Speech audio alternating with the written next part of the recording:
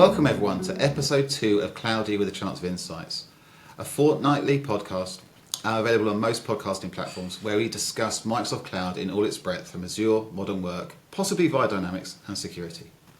As usual, we'll start with a quick catch-up of what we've been up to over the last week or so, but seeing as most of us have been ill in some various form or other, or we were at Christmas lunch yesterday, that might be a bit curtailed. Then we'll pass across to Cyrus to talk about Azure Local, which was announced at Microsoft Ignite a couple of weeks ago. David will introduce me at least to Radius, an app development platform, and I will cover off a couple of features around Azure Bastion and the end of life of the Azure AD API service. I'm also trying to add chapters to this, so for those of you who are watching on YouTube, hopefully if I manage to get this right, you can select the chapter and skip forward to the session that you might find most interesting. Anyway, enough of the sort of preamble. I sort of mentioned that yesterday was our Christmas lunch, and we have all been suffering from various forms of flu or colds or whatever over the last couple of weeks, so I'm not quite sure whether we haven't been doing anything interesting that we can share. Certainly from my perspective, we've just gone through Ignite and we're now starting to plan for RSA in April, which is obviously a much more cybersecurity focused conference, and any updates that come across on that I will share as we go through the series. Otherwise, I'll pass it across to Cyrus and David to just give us a brief update before we move on to the main section. Cyrus, go on. I always go first. You go first. Go on. A brief update about yesterday. Well, it was nice to see all the colleagues, to see a bit the practice, and also to have some fun discussion that we will keep for us and not share here. And yeah, it's always nice to see the IBM office. To be fair, we were showing off. The London office is absolutely marvelous. Nothing to add. Interesting thing. So I've been very involved recently helping our global team creating some Azure-related offerings, which is quite entertaining. Obviously, we all have very much, I guess, a UK-specific view between us. Well, Cyrus, we could argue maybe not so much, but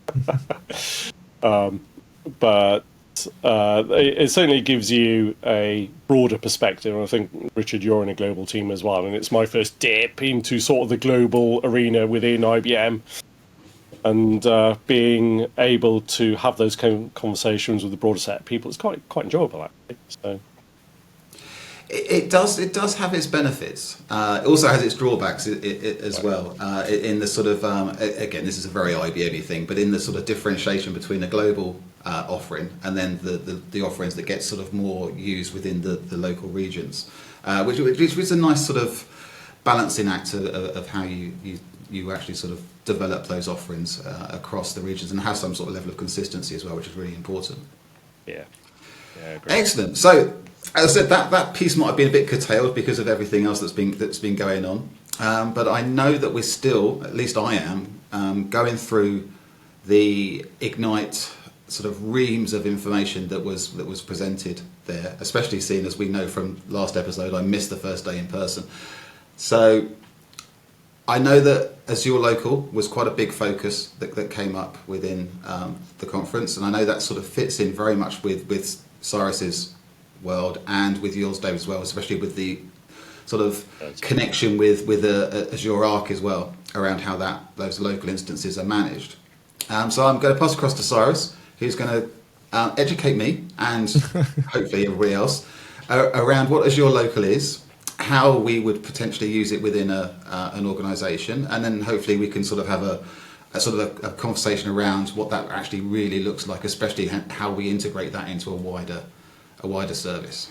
All right. So let me start with a quick story. A few years ago, when Microsoft launched Azure Stack API, I was genuinely excited. Back then, I saw so much potential for clients in industry like healthcare, manufacturing, and defense. And these clients have extremely high compliance needs, right? And we're talking about an environment where sometimes you need systems that are completely disconnected from internet. That's what we call air-gapped in our language. Now let me give you an example that many of you might relate to, especially those of you in defense. And I know, David, you're probably nodding already. For defense, having a disconnected system isn't just a nice to have, it's critical. No amount of zero trust buzzwords or talk about scalability will convince them otherwise. They need a system that operates independently, no matter what. But back then, with Azure Stack HCI, there was a lot of roadblocks. First, outside of the US, we didn't have an Azure solution designed for defense clients. And second, Microsoft didn't seem to invested in pushing on-premise solutions. Licensing was messy, and I'm sure, David, you can remember a common project. Requiring internet connectivity once a month for a heartbeat check. For some clients, that's a deal breaker. So fast forward to Ignite 2024, and now we have Azure Local, and I know we all have strong opinion about it. And please feel free to, both of you, to interrupt me, especially you, Richard. We had a small conversation about that. And I have to say, this feels, for me at least, like the breakthrough we've all been waiting for. So what is Azure Local? It's essentially Microsoft bringing a fully disconnected Azure solution to the table. It's not only that. Basically, it's still Azure Stack HCI that will evolve. So next month, you will have an update. If you have Stack HCI, that will become Azure Local. So nothing to do apart from doing the update. So let's talk about what that means and why I'm so excited about it. So please, again, feel free to interrupt. A completely offline solution, as I said. First, licensing. Remember all those headaches about monthly internet connection. With Azure Local, you can now update your license using a USB stick. So probably Richard is smiling now, but yes, a USB stick. We have some opinion about it. We're going back in time. You can do messy things around giving USB to someone. So in defense, they used to use USB stick for different kind of network, when it's completely air-gapped or not. And different also manufacturing sometimes use USB stick to share information for different DevOps pipeline, etc. So the USB stick is normally secured, and the information in it is encrypted. Not encrypted, but even if you decrypt the key, you can't really use it as is. You need to know the system you plug it into. But also for retail. So this makes total sense. It's a secure offline way to manage license. And I personally asked that for Microsoft when we were talking about their Stack HCI, proof of concept, different things for clients. And I was surprised that didn't exist a few years ago. I don't know, for example, you need some industry, they have like healthcare, manufacturing, they need a resilient solutions. It's critical. Think about manufacturing plant or hospital that those will lose internet connectivity can be critical. You can't afford downtime. So Azure Local makes sense in those aspects. Second thing is truly Azure. That's also a reason I'm excited. Azure Local isn't just a watered down version of Azure. And if you played with Azure Stack HCI or Stack Up, you probably had this feeling I had that is a different version of Azure. You can't really do much about it. And you are limited by the vendors, but that's also a different discussion. You are limited by 300 servers that you had to choose from 3 different vendors. That was Lenovo, Dell, and HP, if I remember correctly. And they were pretty expensive, unlimited. So now because it's really Azure, it's an Azure fork, if you want, a clone inside your own servers, that's a real deal. You can now use the same automation tools that you use in the cloud. For example, we talked about ARM templates, Bicep, and specifically the name Terraform was mentioned into the presentation, and I was really excited. And a Terraform now owned by IBM. So it's like bridging the gap between the two worlds of IBM and Microsoft. That's really cool.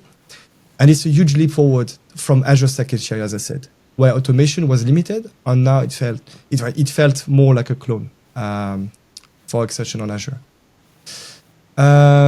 So for the features, I don't want to talk too much, but as usual, let's dive into the features. The first one that I was excited was the GPU partitioning.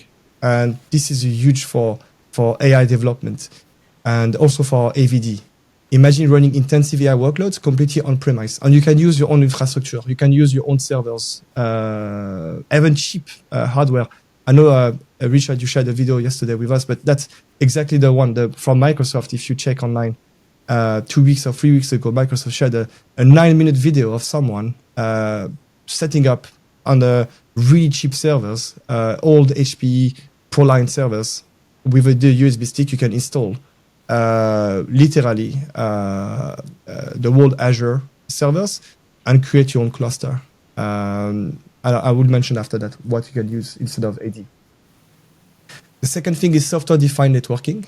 And think of this as like having NSGs, but local. It's a bit hard to explain, but you can segment traffic between VMs on premise without relying on external network configuration. Hot patching, we mentioned that multiple times, but that's already present in this today in this public preview. This reduces the need of reboots, keep your system secure and online. So it will, for each VMs, slowly will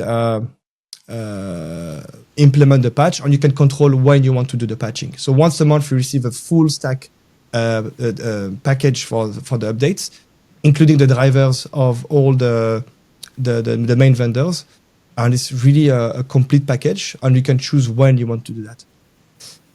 Last one I put, but there's many other features, but last one I was interested, and it can make people laugh sometimes. I used to say why they do that, but it makes sense, especially for SMBs and smaller clients, customers who don't have a footprint into the cloud.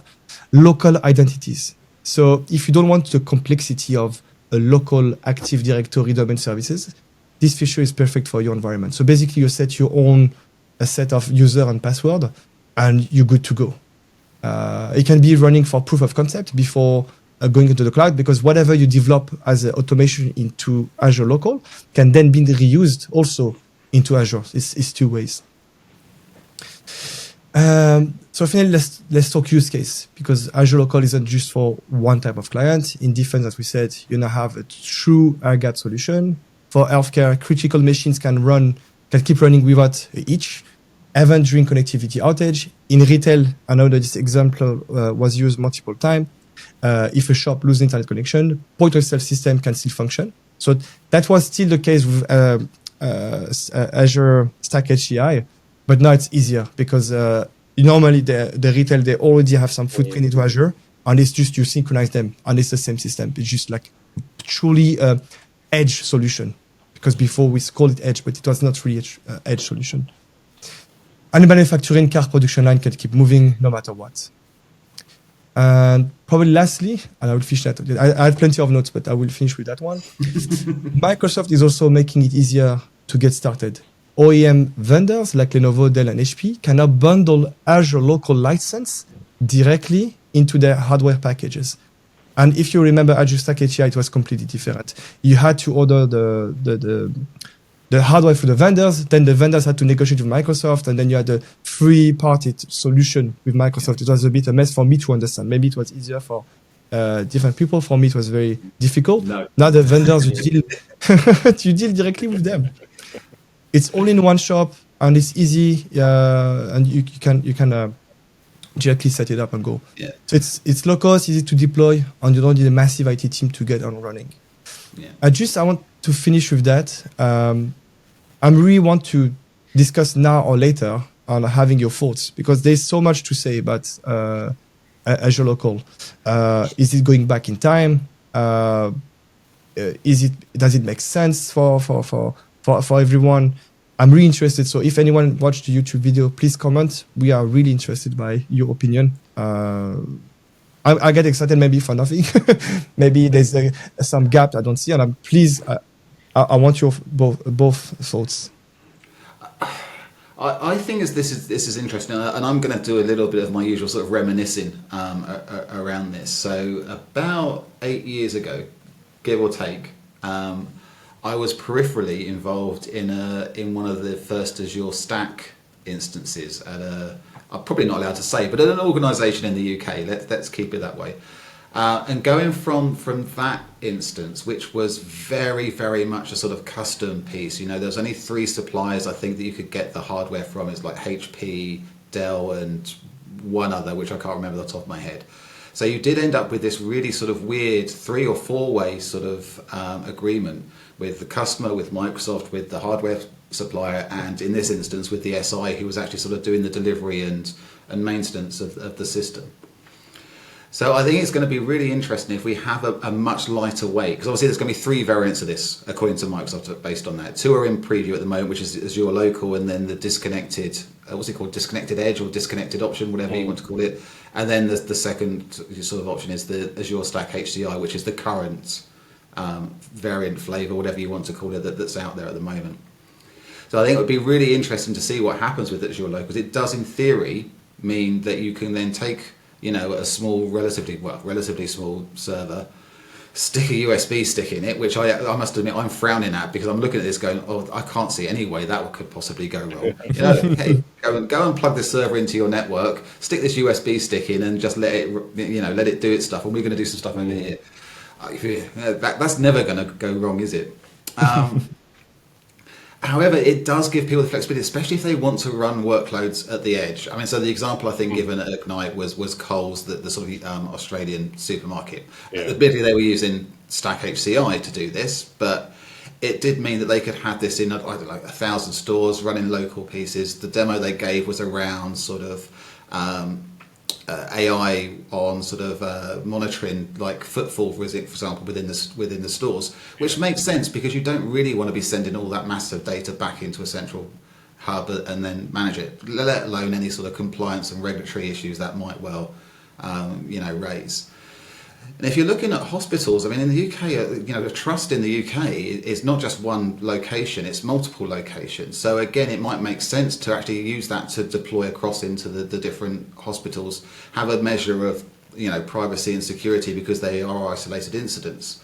So it'll be interesting to see how that works. The disconnected one, sorry, David, the disconnected one is even weirder from my sense. So I'd like to see a bit more information about what that actually entails. But anyway, David, you were going to say something. Yeah, I was going to say inconsistency, right? And I think that's the key thing. So, with all the different trusts that we've got here in the UK, which is a way of, for those people listening who are not in the UK, is a way of grouping together different hospitals in different regions, right? So trust can have many, many different hospitals. Separate trusts potentially have very wildly different infrastructure compared to another trust. So being able to bring a bit of consistency across all those individual hospitals, probably a great thing for sure. Yeah, and I agree. And it's what we've not said is the kind of one-to-one mapping, right? So if you've got Azure Stack as it is today, what is the one-to-one mapping compared to Azure Stack HCI and Azure Stack Edge, right? So those mappings, we could probably have just a conversation, because Azure Stack was always the disconnected sort of version. The other interesting thing is you say it's true native or a cut of Stack, right, Cyrus? But we know that the rate of change in in the world of Azure is phenomenal. It's just ridiculously difficult to keep up with all the changes. So how does that translate to a local on-premises capability that delivers a semblance? Because it's never going to be all of Azure, right? It can't be, because there's no scale. So then the services as they are today, AVD, or whether the Kubernetes capabilities. What are the select things that are going to come down? And that's going to be driven by customer demand, ultimately, yes. I would imagine, right? Yes. And it'd be really interesting to see the use cases that already exist. Is there a gap, or are we actually going to see essentially the same product rebranded with better offline capability? Being a bit pokey about it. No, you should. There's an example they showed, and it was interesting. It didn't go into detail. They showed this emergency team going to disastrous place. There was like a tornado or whatever, and they could set a data center quickly, and they could reuse what solution they've created before, because it was like you said, Kubernetes. It's easy to run these microservices, whatever they need for the local machines they need, or whatever reanimation machine they want on premise. So that was an interesting use case. But for me, the more interesting one, and they didn't mention that directly, but probably it will be how do you say? I look for a specific word. I will look for the word. But for me, it's whenever I had discussion with Microsoft about Stack HCI, Stack Hub, etc., the proof of concept, every solution I wanted to design, it seems that Microsoft was not really enthusiastic because we talked about ACR, right? ACR is how Microsoft can anticipate for the year the credit that they're going to use Azure for. And us, we have to prove that some solution can drive some benefit. It's how business works. So it's a win-win. But for Stack HCI, for me, it was always like a mean of proving that there will be an indirect ACRs for Microsoft, but they never felt really enthusiastic with that solution. And it seems to be more a win-win scenario for Microsoft, because whatever you choose, you will still use the pay-as-you-go model or whatever model you want to choose, but you will still prove the benefits. So Microsoft can trust you more and say you have a totally disconnected solution for whatever use case. And of course, today there's not at all, not even maybe 2% of Azure on it. But it's promising, because now if the ACR can be proven, Microsoft can support this kind of project more, hopefully. And then you have like this beneficial loop, and you have like more demand, more projects, and Microsoft really supporting partners into delivering this kind of solution. Good stuff. Excellent. Sounds interesting. I think we need to keep an eye on this going forward, because I think, especially if you look at some of the repatriation effort that's going on because of compliance and regulatory risk, Azure Local, in theory, can help with those workloads. So it'd be interesting to see how Microsoft proceed over the next few months, years, however, on that one. Now, David, you wanted to talk about something called Radius. Now, this is a new one on me. I've not come across this before. I had a brief look when you sort of pinged me the URL, say, I want to talk about this. And I went, okay, interesting. So anyway, far away. What is Radius, and why should I or anybody else be interested in this? Why should you care about it? It's a really good question. And I think those of us of a certain age, Radius actually is a authentication protocol.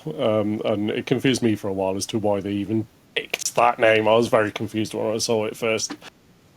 But Radius is designed to meet, I guess, developers and platform engineers that typically support those developers, where they integrate, I guess, best practices and providing benefits through features. So Radius is, at its core, it's a developer experience platform. So if you may have heard of Backstage that Spotify and other people use, that's open source. And Backstage is historically very much about the developer only experience. So CI/CD, you've got your community there, all centered around the developer.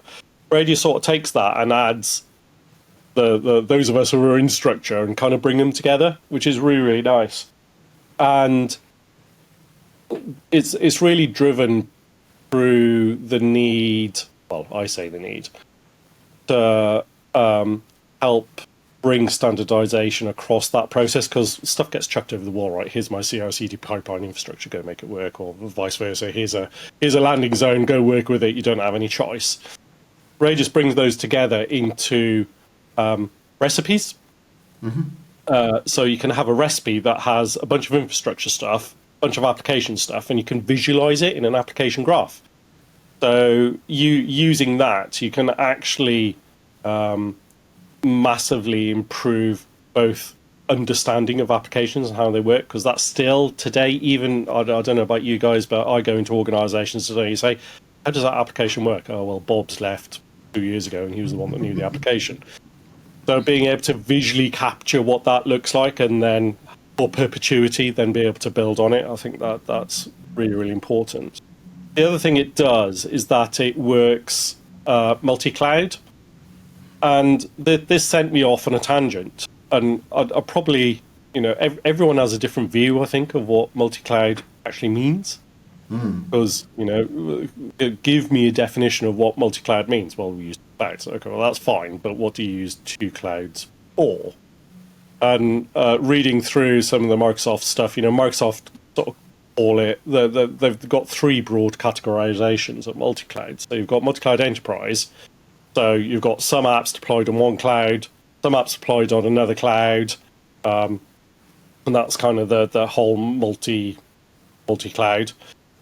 You've got apps that are cloud agnostic apps. So essentially think of Kubernetes-based applications. So really they don't really care as long as it runs in a container somewhere and then the application will work. So that sort of abstracts that out again. And then you have those applications that are distributed across a cloud. So maybe one important component is on one cloud, another, but it's deployed again in another cloud. So it's kind of running separately at the same time. And Microsoft looked at it and it was like, well, what about just one application running in multiple clouds at the same time? The general consensus was that's too hard, too difficult, too expensive.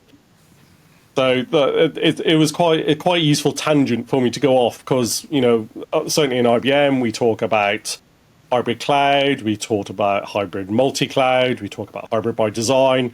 I think being able to clearly articulate what those things mean sometimes is more important than the thing itself. It is an interesting definition, isn't it? What multi-cloud actually means, because I take even a slightly different view to that as well. I think in that if you look at, say, Microsoft Cloud as a whole, now someone might say that's a single cloud, so that's not multi-cloud. But actually, I look at it and say, well, actually, M365 is here. You've got Azure here. Potentially, you've got Dynamics. You could potentially argue that Teams might be the thing. So is that multi-cloud? In terms of the different endpoints that you need to think about, potentially it is. So you then have, what actually does this mean across all of those applications? And when you mentioned the ability to have the same app running on multiple clouds almost at the same time, that's sort of like the holy grail of sort of exactly. Compliance, deconcentration risk, availability, whatever you want to refer to it, is that, certainly in regulated industries has been a focus of how do we do this to keep the regulators happy. So we're not just running our core banking system, not that many people do, in Cloud A, it's in both. And if one falls over, the other one will just continue working and everybody's happy. Yeah. But in reality, that and it's not so much the app. I agree. It's not always that. These things always have to connect back to something authoritative, right? Yeah. Some sort of source of truth, whether it's a core banking system or data platform, whatever it is. So there's always going to be those constraints that you eventually wind back and experiencing, isn't it, in those scenarios? Yeah. And it's been around for a while. It's Mark R. Microsoft spoke about it at Ignite. So there's an Ignite session that you can go watch. It started off as an internal project on Microsoft, and it was quickly open sourced because I think they realised that you want developers involved in this thing. The way to do that is to open source it. So it's been open source for a little while now, and every iteration I'm seeing it get better and better and better. So. Yeah, it's really worth looking at because whenever I have conversations, it's like backstage or nothing at the moment. I think it's, as with all things, options are good. And, absolutely.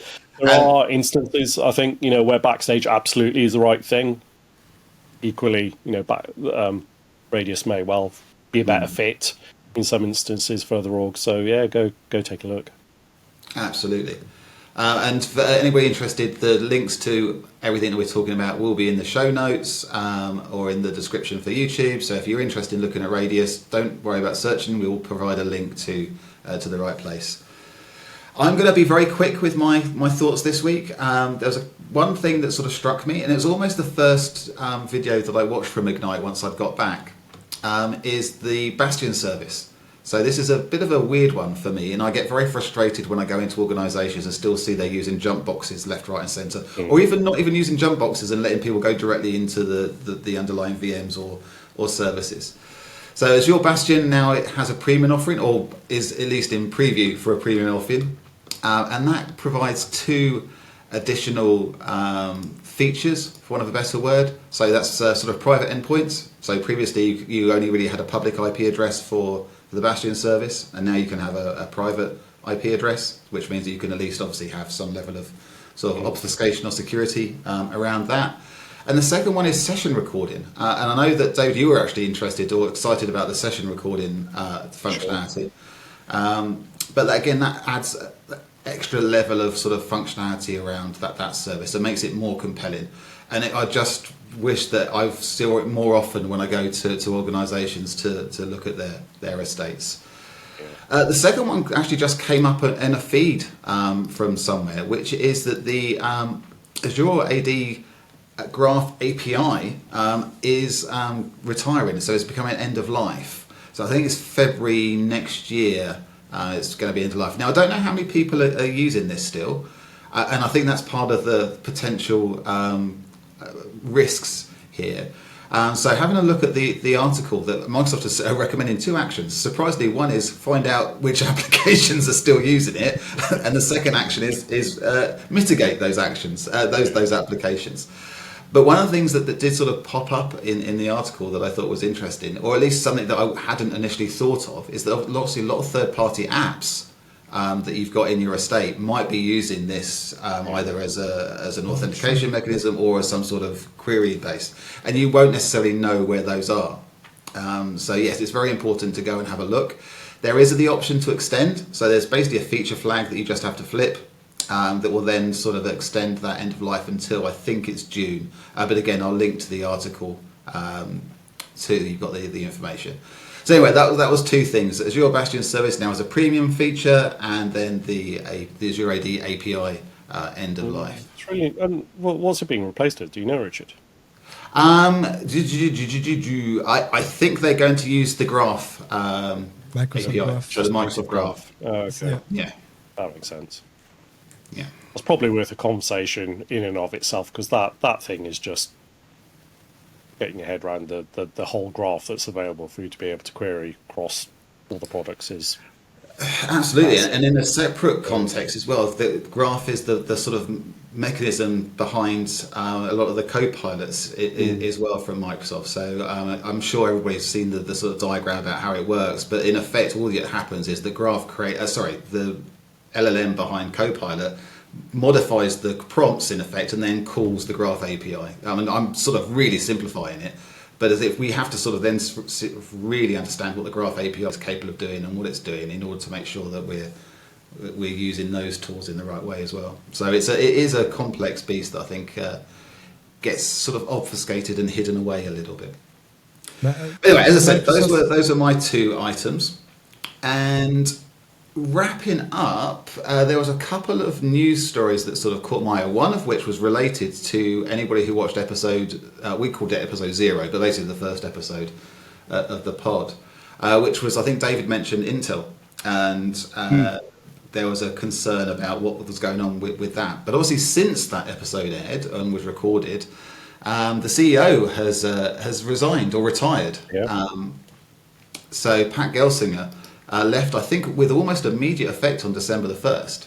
So now that has made even a more interesting scenario for Intel and about what they plan to do. So I think there's some announcements they're sort of going to go through in December and January around sort of future strategy, etc. So it's worth keeping an eye on what's going on with that one. And the other one I had was basically around the Microsoft bug bounty that's been announced. So I'm not going to deliberate on this too much, but basically they're offering $10K for hackers to hijack LLM email services as a sort of a bug bounty. So I thought that was interesting to bring up.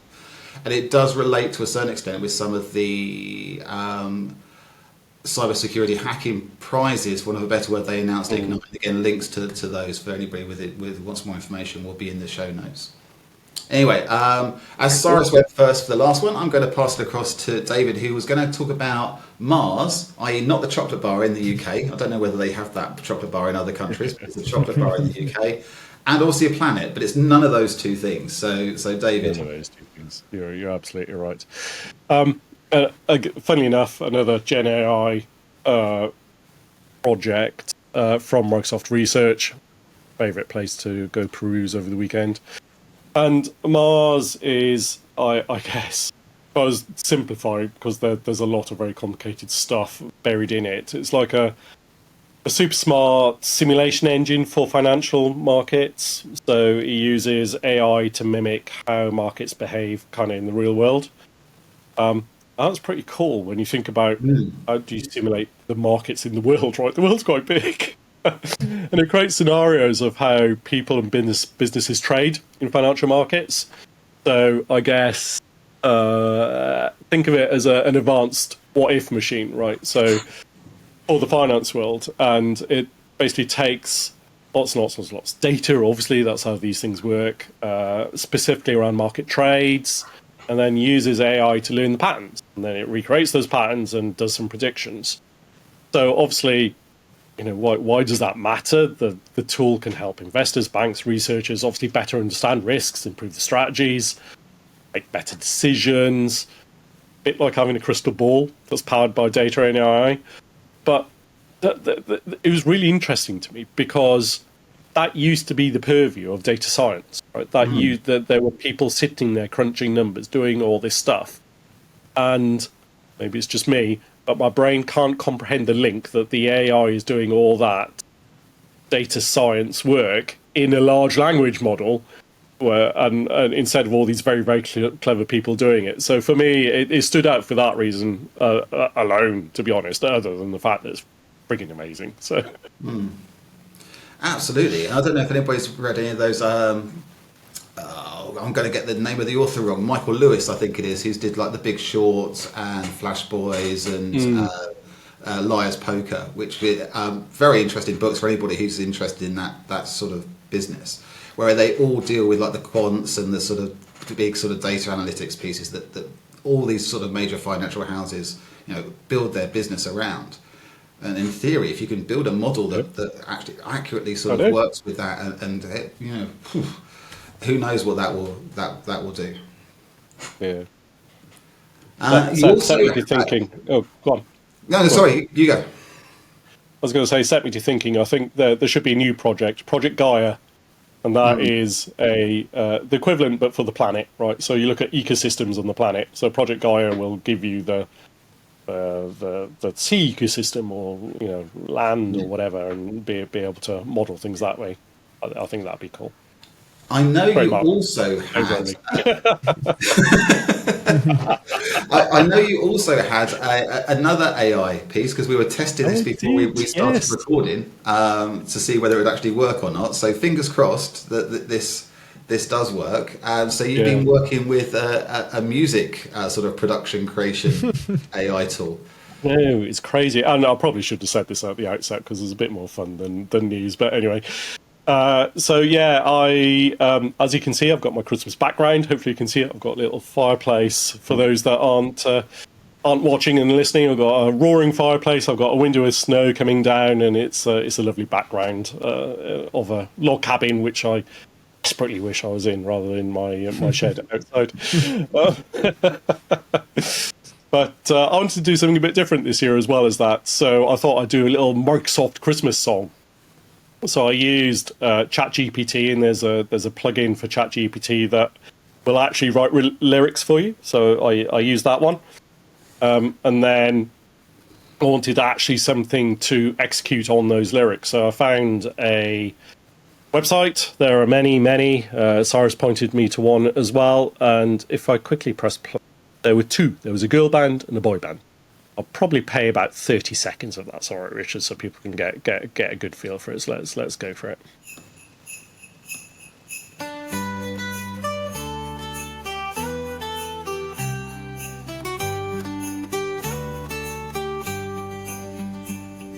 Snowflakes falling, coating dreams tonight. Azure skies are glowing, everything feels right. PowerPoint slides are shining, Teams is spreading cheer. Windows to the future, it's the best time of year.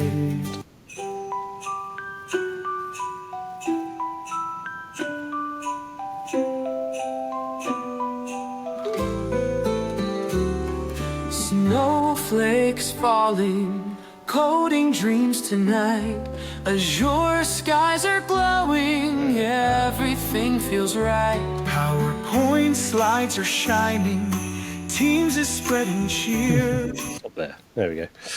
And the thing that just astounded me is that sounds really, really good. And it was my first attempt on a free tool. Right?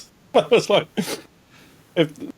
it just genuinely astounded me. I mean, I know, we're in and amongst this technology, we live it day to day, but some of these things, when you start playing with them, it is astonishing what you can do and the ease you can do it. I mean, I did that in the space of 20 minutes. All up. Yeah. And listening to something like that, and okay, yes,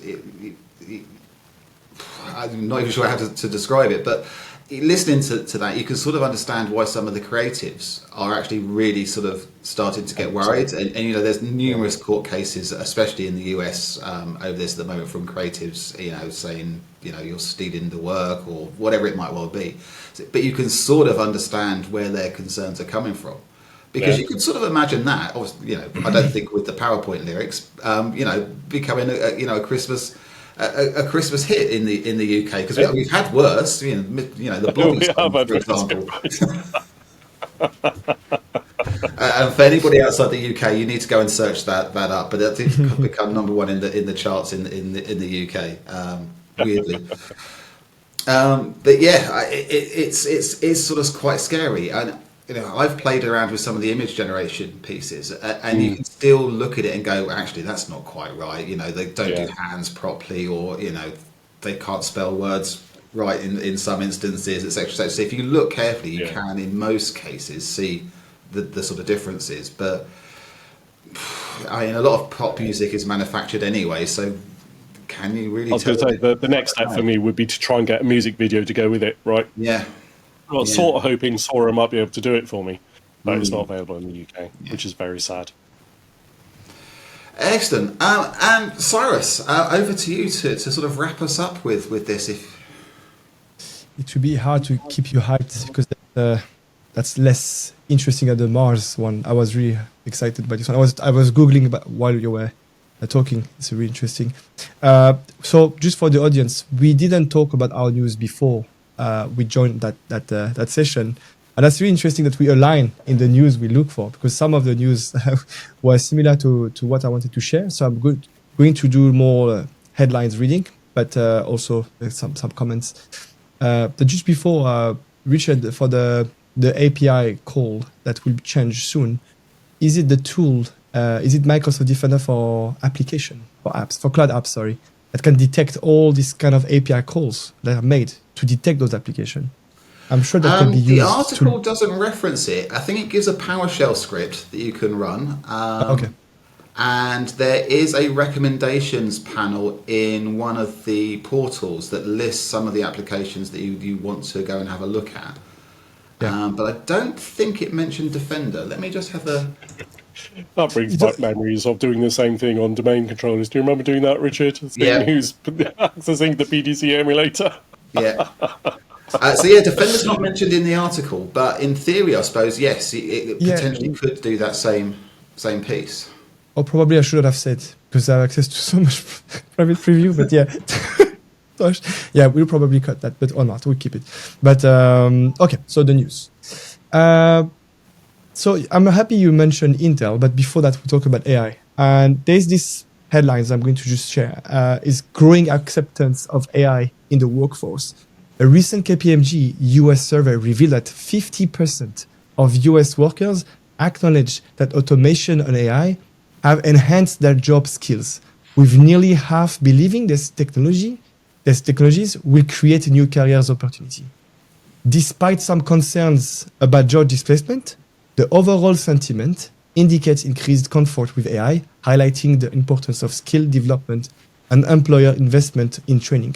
So I'm not sure about content creators and other stuff, as we heard about the music, and the one you find, David, was better than my tool. It's not mine, I didn't develop it, but the one you found was, the voice looks really real, really humans. It's really hard to distinguish, and probably they will use that for creating draft and then compose, because those are free, copyright free.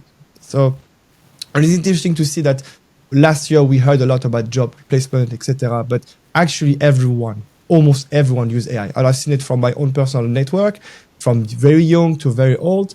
Everyone is using AI for their own benefit. The second one, I will do it quickly and then move to the Microsoft one. So AWS, the market share increased a bit. So you're going to say what he's talking about. Are we talking about finance here? So whatever I say here, it's my own opinion. If you lose money with the stock market, it's not my fault. But it increased because of recently AWS investing into AI chip for their own infrastructure. And so there's a correlation with the market and AI. It's not just like IBM, Microsoft. It's not just a trend. It's going for years now, and it's everywhere. And the same news on the Microsoft. Microsoft recently launched data center infrastructure chips, and it's interesting. I'll just read and then explain why it's interesting. So Microsoft introduced 2 proprietary data center infrastructure chips designed to enhance AI application performance and bolster data security. So that's 2 different things. These chips aim to optimize data processing speeds and reduce reliance on third-party processors, with one focusing on secure encryption, data management, and the other one on improving cloud storage efficiency. That's, I don't like we say don't shoot the ambulance. And I think now we just exploded the ambulance because poor Intel. It's just like the CEO changed recently. And now all these like hyperscalers, sorry for my pronunciation, they all invest in their own chip. And even for NVIDIA, it sounds concerning because for the one for Microsoft, it can do AI and it doesn't rely completely on NVIDIA chips. So there's still the partnerships. I don't want to say anything. I'm not an official from Microsoft. But that's interesting to see that actually there is less reliance on this third party, aka AMD and Intel, hence why their partnership. And the last one is what you mentioned just before, Richard, the hackathon from Microsoft. So the one you mentioned is completely true. I was excited by this one. Microsoft often do this kind of like blue hat hacking and blue team, etc. Mm-hmm. And the one I mentioned, the one I found recently, I didn't know about that one. It's a 0-day quest hacking event. So the Microsoft unveiled a plan for 0-day quest. It's called 0-day quest, an in-person hacking event offering $4 million in rewards for research into critical security flows affecting cloud and AI technologies. It's scheduled for 2025 at Microsoft headquarters. And so if you're interested, just Google that and see if you feel worthy of trying, and probably 4 million for you. Well, I don't know. I badly failed at the GCHQ Christmas puzzle yesterday, so I'm not sure I'm going to take that hacking challenge. Oh, is it out? I've missed it. Yeah, it's out. Again, for anybody outside the UK, I'll post a link to that as well. But basically, GCHQ, which is our sort of central intelligence agency, for want of a better word, they do like a puzzle every year for that they sort of release publicly, and people can sort of try and beat it. Yes, it was. Certainly some excerpts were published yesterday on some of the newspapers here. So if I'll dig out the link and put it in the show note for people that want to have a challenge and see whether they can work potentially for British intelligence, if that's not a misnomer. Anyway, I think that just about wraps it up for today's episode. As usual, I probably should have done this earlier, but we're all still learning at this. If you liked this, and if you've got this far, I'm assuming you did, please, if you're looking on YouTube, like and subscribe, hit the notification to get alerts when we drop a new episode. But in theory, that's every other Friday, so fortnightly for those that use that term. Rate it on Spotify and Apple Podcasts, etc. But anyway, just left for me to say thank you very much for watching, and it's a goodbye from me. And a goodbye from me. Thank you. Thanks, everyone.